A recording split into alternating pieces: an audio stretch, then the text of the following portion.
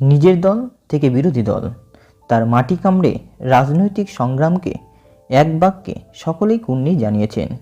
তিনি পশ্চিমবঙ্গের বর্তমান মুখ্যমন্ত্রী মমতা ব্যানার্জি। কেউ তাকে বলে অগ্নিকন্যা, কেউ বা তাকে বলে বাঘিনী। এই ভিডিওতে তার কথাই আপনাদের জানাবো। তার কোথায় জন্ম, তার শিক্ষা দীক্ষা, রাজনৈতিক প্রতিভা, জীবনের টার্নিং পয়েন্ট, তার সাফল্যের রসায়ন ইত্যাদি থাকছে এই ভিডিওতে। কাজেই ভিডিওটি শেষ পর্যন্ত দেখতে থাকুন। পশ্চিমবঙ্গ তথা ভারতের রাজনীতিতে একজন সফলতম মহিলা রাজনীতিবিদ হলেন মমতা ব্যানার্জি। তিনি পশ্চিমবঙ্গের প্রথম মহিলা মুখ্যমন্ত্রী। তার জন্ম 1955 সালের 5ই জানুয়ারি। পশ্চিমবঙ্গের কলকাতায় জন্মগ্রহণ করেন। তার বর্তমান বাসস্থান 30B হরিশ চ্যাটার্জি স্ট্রিট। তার পিতা প্রমীলেশ্বর বন্দ্যোপাধ্যায়, যিনি ছিলেন ব্রিটিশ ভারতের একজন স্বাধীনতা সংগ্রামী। মাতা ছিলেন গায়ত্রী দেবী। তিনি ছিলেন কলকাতা বিশ্ববিদ্যালয়ের প্রাক্তন ছাত্রী।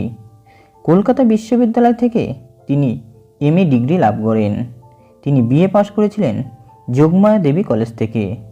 শ্রী শিক্ষায়তন কলেজ থেকে মমতা ব্যানার্জি BEd ডিগ্রি অর্জন করেন। তিনি LLB ডিগ্রি অর্জন করেছিলেন যোগেশচন্দ্র চৌধুরী ল কলেজ থেকে।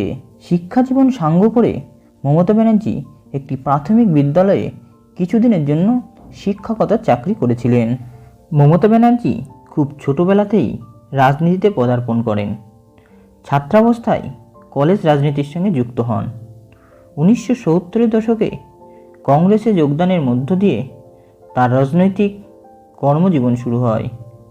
1976 সাল থেকে 1980 সাল পর্যন্ত মমতা ব্যানার্জি ছিলেন পশ্চিমবঙ্গ মহিলা কংগ্রেসের এক সাধারণ সম্পাদক। 1984 সালের লোকসভা নির্বাচনে যাদবপুর কেন্দ্রে জাতীয় কংগ্রেসের প্রার্থী হন মমতা ব্যানার্জি। অন্যদিকে তার প্রতিদ্বন্দ্বী ছিলেন বর্ষিয়ান কমিউনিস্ট নেতা সোমনাথ চট্টোপাধ্যায়। এই কেন্দ্রে সোমনাথ চট্টোপাধ্যায়কে হারিয়ে বাংলার রাজনীতিতে অঘটন ঘটান মমতা। সেই সময় তিনিই ছিলেন ভারতের সর্বকনিষ্ঠা সাংসদ। 1991 সাল থেকে দক্ষিণ কলকাতা লোকসভা কেন্দ্র থেকে তিনি প্রতিদ্বন্দ্বিতা করেন। তিনি একাধিকবার সংসদ সদস্য হয়েছিলেন। 1991 সালে নরসিমা রাওয়ের মন্ত্রিসভায় মন্ত্রী হন। দায়িত্ব পান মানব সম্পদ উন্নয়ন, ক্রীড়া ও যুব কল্যাণ এবং মহিলা ও শিশু বিকাশ মন্ত্রকের রাষ্ট্রমন্ত্রী। কংগ্রেসের যুবনেত্রী থাকাকালীন 1993 সালের 21শে জুলাই মমতা ব্যানার্জি রাইটার্স বিল্ডিং অভিযান করেন।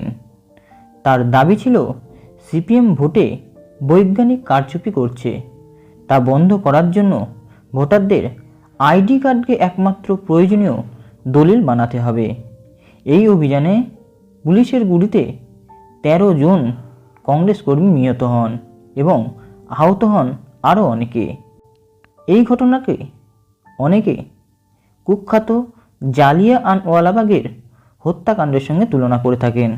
1997 সালে মমতা ব্যানার্জি কংগ্রেসের সঙ্গে সকল সম্পর্ক ছিন্ন করে গঠন করেন সর্বভারতীয় তৃণমূল কংগ্রেস। তার দল 1999 সালে বিজেপির নেতৃত্বাধীন NDA জোটে সামিল হন। জোট সরকার তৈরি হলে পুরস্কার স্বরূপ পান রেলমন্ত্রী। এই সময় পর্বে রেলমন্ত্রী মমতা ব্যানার্জি নতুন নতুন ট্রেন চালু করেন। Delhi Sealdah Rajdhani express, Sealdah Amritsar superfast express, এছাড়া Howrah Purulia express, Sealdah New Jalpaiguri express, Shalimar Bankura express, এই সকল ট্রেন চালু করার মধ্য দিয়ে মমতা ব্যানার্জি পশ্চিমবঙ্গের যোগাযোগকে আরও মজবুত করেন। রাজনৈতিক মতবিরোধের কারণে NDA জোটের সঙ্গে সাময়িক সম্পর্ক ছেদ করলেও 1904 সালে আবার NDAর সঙ্গে জোটবদ্ধ হন মমতা। এই সময় তিনি কয়লা ও খনি মন্ত্রকের দায়িত্ব পান। 2005 সালে মমতা ব্যানার্জি তীব্র রাজনৈতিক সংকটে পড়েন। এই বছর তৃণমূল কলকাতা পৌর সংস্থার ক্ষমতা হারান। 2006 সালে বিধানসভা নির্বাচনে তৃণমূল কংগ্রেস মহাবিপর্যয়ের মধ্যে পড়ে, সিট সংখ্যা প্রায় অর্ধেকে নেমে আসে। তবে ওই সময় সিঙ্গুর ও নন্দীগ্রাম আন্দোলন মমতা ব্যানার্জি এবং তার দল তৃণমূল কংগ্রেসকে যথেষ্ট অক্সিজেন যোগায়।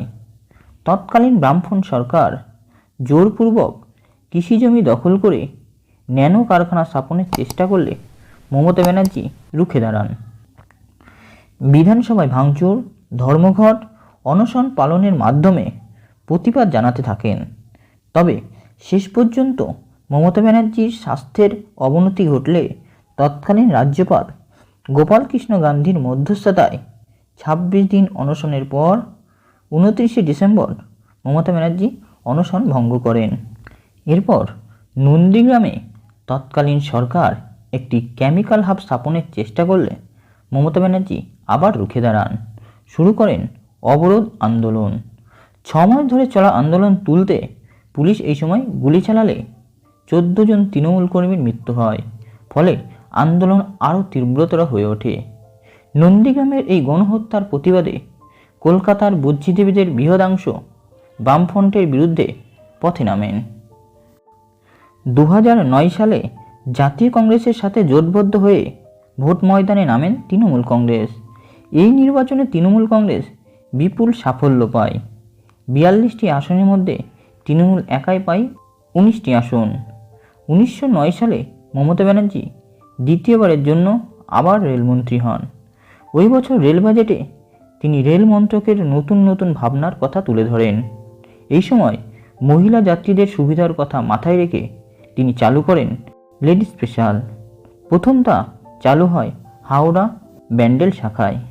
সিঙ্গুর ও নন্দীগ্রাম আন্দোলন মমতা ব্যানার্জি এবং তার দলকে যে সুবিধা দিয়েছিল তাকে ভর করেই 2011 বিধানসভা নির্বাচনে জাতীয় কংগ্রেসের সাথে যৌথভাবে প্রতিদ্বন্দ্বিতা করে 34 বছরের বাম শাসনকে পর্যুদস্ত করেছিলেন তিনি। ওই নির্বাচনে জোট 227টি আসন লাভ করে। তৃণমূল কংগ্রেস একাই পায় 184টি আসন এবং মুখ্যমন্ত্রী হিসাবে শপথ গ্রহণ করেন মমতা ব্যানার্জি।